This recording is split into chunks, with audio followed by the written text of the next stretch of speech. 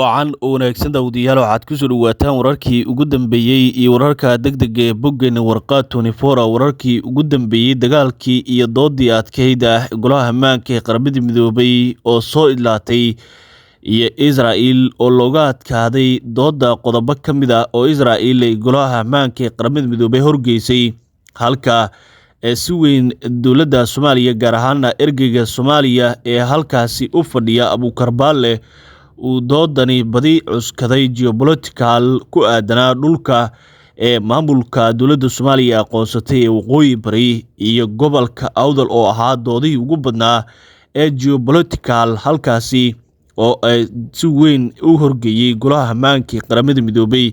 iyadoo sidoo kale si weyn diiradda loogu saaray doodaha xasuuqa oo Israel ay horgeysay golaha ammaanka ee qaramada midoobay xasuuq laga geystay magaalada Hargeysa xilligii dowladii dhexe ee Soomaaliya iyo sidoo kale doodo kale waxa ay markaasi ku eegi doonaa guud ahaan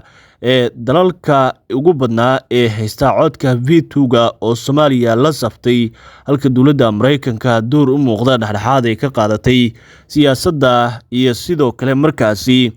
danaha Soomaaliya iyadoo dowladda Mareykanka ee marka hore difaacday danaha Israel ee diblomaasiyadeed iyadoo sidoo kale raacisay inay xushmeynayso midnimada iyo madaxbannaanida ee Soomaaliya.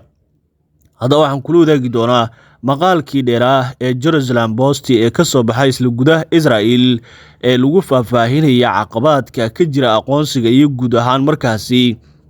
meelaha sida weyn caqabada uga jirtay ee kala ahaa maamulka waqooyi bari iyo gobolka Awdal in dowladda Soomaaliya ay noqdeen doodihii ugu badnaa ay ku adkaatay iyadoo sidoo kale qodobka ugu weyn ee dooda dhaliyay ee ku aadanaa dooda xasuuqa uu noqday sidoo kale qodob kale oo dood weyn markaasi isna labada dhan ay ku soo bandhigeen. Guud ahaan waxaan kugula wadaagi doonaa qodobadii diiradda lagu saaray ee halkaasi iyo dowladaha garabka Soomaaliya ee taageeray Shiinaha, Ruushka, Faransiiska, Ingiriiska iyo dalalka kale ee golaha ammaanka ee qaramada midoobay ee garabka Soomaaliya ee markaasi si toos ah u taageeray halka dowladda Mareykanka ay qaadatay door u muuqanaya dhexdhexaad sida doodaheeda lagu dheehan karo xilli qayb ka mid ah hadalkeeda ay ku sheegtay inay xushmeynayso howlaha diblomaasiyadeed ee Israel sidoo kalena ay markaasi taageerayso midnimada iyo madaxbannaanida Soomaaliya ay ku xushmeynayso sidii hadalka u dhigtay. Guud ahaan waxaan ku eegi doonaa arrimaha doodan qodobada sida weyn loo cuskaday iyo guud ahaan doodii UN-ka ee dowladda Soomaaliya iyadu markaasi ay codsatay sidoo kalena ahaa golahan meel si weyn diiradda loogu saaray arrimo badan sida maamulka waqooyi bari iyo gobolka Awdal ay saameyn weyn ugu yeesheen doodahan dowladda Soomaaliya ay ku heshay geopolitical ku aadanaa siyaasadda arrimaha dhulka iyo sida markaasi maqaalkii Jerusalem Post uu Soomaaliya si weyn uga caawiyay ee maalin ka hor soo baxay. Guud ahaan qodobadaasi ayaan ku eegi doonaa intaan guda gelin fadlan nagu soo biiro halka subscribe si aad marwaliba halkan kala socoto wararkii ugu dambeeyay guud ahaan xogaha xasaasiya warar xaqiiqda ku salaysan dhacdooyinka caalamka wararkii ugu dambeeyay iyo xogaha xaqiiqa ayaan halkan kugula wadaagnaa daawadayaal. wararkii ugu dambeeyay doodii ugu adkeyd iyo dagaalkii UN-ka ee Soomaaliya iyo sidoo kale Israel ayaa soo gabagaboobay iyadoo oo doodan iyo dagaalkan salka ku haysay arrimaha aqoonsiga Israel ay maalmo ka hor siisay Somaliland kadib markii ra'iisul wasaaraha Israel uu ku dhawaaqay iyadoo dowladda Soomaaliya lahayd codsiga qabsoomidda kulankan golaha ammaanka ee qaramada midoobay ayaa ahaa mid diiradda lagu saaray arrimo badan waxaana Israel looga adkaaday marka loo eego codadkii ugu badnaa ee dalalka veto power-ka ee taageeray Soomaaliya iyadoo oo dowladda Ingiriiska loo badinayay in ay tahay garab raaci kara dhanka Israel guud ahaan Soomaaliya ay taageertay sidoo kalena ay ku dhawaaqday midnimada iyo madaxbannaanida Soomaaliya ay taageersan tahay sidoo kale dowladii ugu badnaa ayaa Soomaaliya taageeray sida dowladda Shiinaha, Ruushka, Faransiiska iyo dowlado kale oo si weyn markaasi u taageeray doodii maangalka ee Soomaaliya. Haddaba dowladda Soomaaliya dagaalka ugu badan waxa ay si weyn u adeegsatay geopolitical oo ku aadan arrimaha dhulka taasi oo Israel maqaal ay maalmo ka hor diyaarisay Jerusalem Post uu noqday halka ugu weyn ee doodaha maangalka ah lagu kala adkaaday. waxaana dowladda Soomaaliya marka hore ay adeegsatay in dhulkii British Somaliland la oran jiray oo xilligan laba u qaybsan yahay ee kala maamulka ee dowladda Soomaaliya aqoonsan tahay ee waqooyi bari iyo sidoo kale waqooyi galbeed sidoo hadalka u dhigay danjiraha Soomaaliya iyadoo danjiraha Soomaaliya ee qaramada midoobay Abukarbaal uu sheegay in maamulka waqooyi bari ee Soomaaliya aqoonsatay uu yahay qayb ka mid ah dhulkii la dhihi jiray British Somaliland oo 45% ahaa dhulkii markaasi xilligan ay maamusho maamulka dowladda federaalka Soomaaliya hoos yimaada. haddaba maqaalkaasi oo ay diyaarisay Jerusalem Post ayaa ahaa talaabada ugu weyn ee si weyn markaasi u cuskaday Abukarbaal ergeyga Soomaaliya ee qaramada midoobay. halka sidoo kale gobolka Awdal uu sheegay in gobolka Awdal uu yahay markaasi mid ku eg xadka Djibouti sidoo kalena siyaasad ahaan u dhow sidoo hadalka u dhigay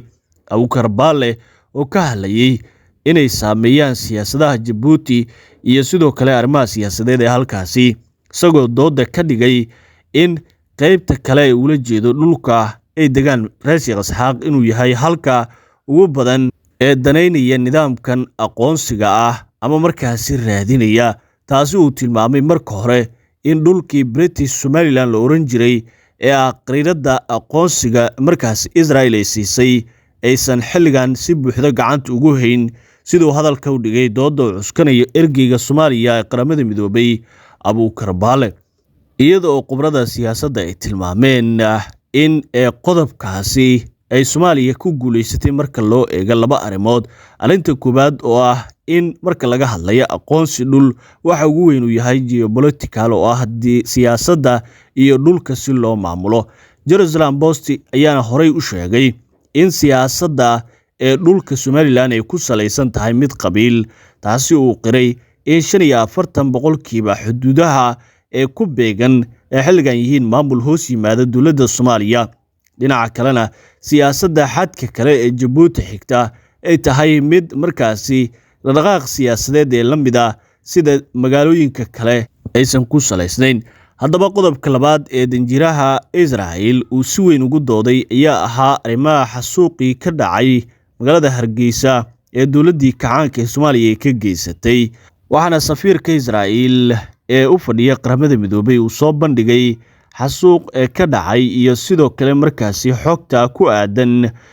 tallaabo uu tilmaamay inay ahayd mid genocide wixii ka dhacay Hargeysa. haddaba Abukarbaal ergeyga Soomaaliya ee qaramada midoobay ayaa isna sheegay laba arrimood ee uu kaga jawaabay. midda koowaad ayuu sheegay in xasuuqaasi uu ahaa mid sababay dagaaladii sokeeye oo Soomaaliya oo dhan ka dhacay sidoo hadalka u dhigayo isagoo sidoo kale gebi ahaanba meesha ka saaray taasi oo muuqata in gebi ahaanba uu dafiray. sidoo kale waxa uu sheegay in xasuuqaasi kaliya uusan ka dhicin Hargeysa iyo gobolada kale sidoo kale ay jiraan gobollo ka mid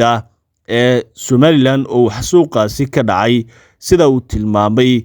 ku aadan sida xasuuqi Awdal sida uu hadalka u dhigayo. sidoo kale ergeyga gaarka ee Soomaaliya ayaa sidoo kale adeegsaday cagsigeeda isagoo Israel ku eedeeyay inay ceeb ku tahay golaha ammaanka in Israel ay ka sheekayso xasuuq iyada oo qoyan yahay dhiigga wixii Gaza ka geysatay sidoo hadalka u dhigay. tani ayaana ahayd dooda ugu badan ee labada dhinac ee adeegsadeen Soomaaliya iyo sidoo kale Israel ku aadan arrintaasi.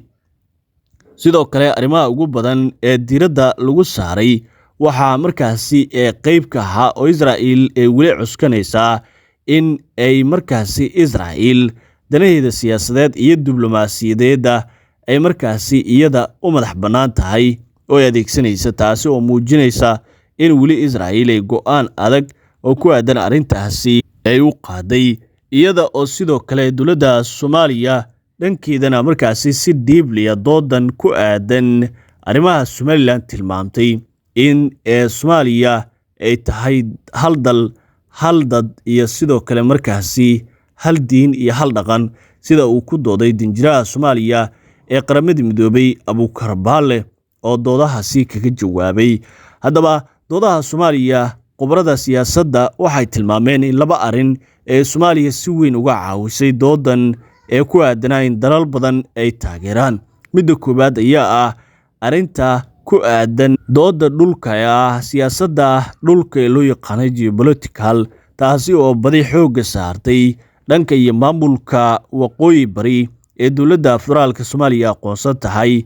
iyo sidoo kale gobolka Awdal oo markaasi dowladda Soomaaliya ay si weyn u adeegsatay siyaasad ahaan dhanka iyo doodaha ka dhacay UN-ka. Haddaba sidoo kale waxaa dowladda Soomaaliya ka caawiyay sida warbaahinada qaar ay tibinayaan maqaalkii dheeraa oo ay badi markaasi adeegsanayeen mucaaradka Israel ee Jerusalem Post lagu daabacay, kaasi oo si qoto dheer u daabacayay in dhulka siyaasad ahaan uu yahay mid si weyn u kala qobqoban ee ku aadan dhulkii British Somaliland la oran jiray ee ku aadan siyaasadaha maamulka waqooyi bari ee taabacsan dowladda federaalka Soomaaliya, iyo sidoo kale ee gobolka Awdal oo siyaasad ahaan uu sheegay in uu ku salaysan yahay siyaasadaha ee Djibouti ee saameeya, siduu hadalka u dhigay maqaalkii ee Jerusalem Post, iyadoo oo si dhiibliya xogtii guud ee Jerusalem Post ay noqotay doodaha dowladda Soomaaliya ay u adeegsatay